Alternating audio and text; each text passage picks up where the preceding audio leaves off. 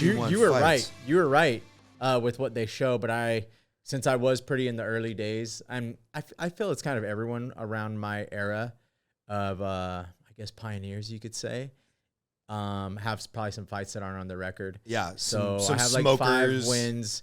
No, they were like pro fights, but it was just kind of, wasn't there. So I just always like to 41 fights. Just, I got it. Just because it's nice, We're putting that up there. I always want to put it up there because they were good wins and everything too.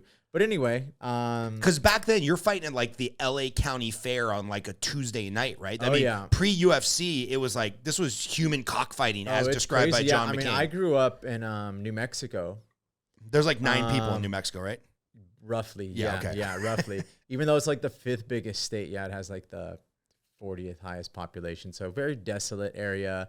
Not a lot to do, but fight people, fight your cousins, get into trouble, things like that.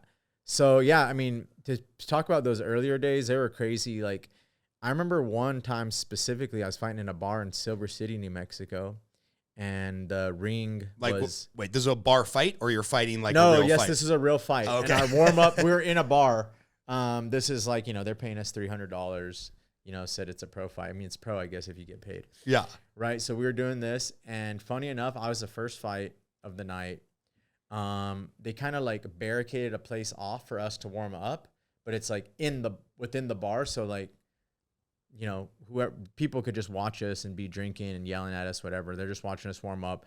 So anyway, funny enough, we go in and I'm the first fight and I like smashed the guy's head, like basically through the mat, elbowing him. And then the security guard, who doesn't have anything to do with anything like regulations or anything, basically goes to the promoter, the owner of the bar, and says, "Hey, no more of that." And all my teammates were mad. They're like, "What the heck? Why'd you have to beat that guy up?"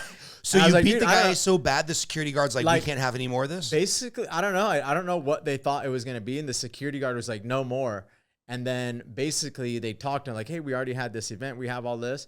So it was MMA pro. But after that, they made everybody wear bigger gloves and headgears to do MMA after my fight. And it was just that, like, that's how, unregulated stuff was. I mean, it makes sense, right? Because like when I was in high school, we're about the same age. I'm 44. How old are you? 38. 38. Okay, so I remember in high school, UFC 1 and 2, we got them on UFC. But had I seen something like the UFC prior to the UFC, I would have been like, "Oh, that shit's illegal. Like you can't do that. Like that's a foul in football or hockey." Yeah. Like, I mean, it's kind of bonkers how far the sport has come from 94, 95, somewhere right in there. Yeah. Chris, look this up. When was UFC 1? I think it was 93 or 94, somewhere in there. But we'll find out in a second. I say it was 95 maybe. So how did you get into fighting? What is your childhood look like? Were you November 12th, 93. 93, there you go.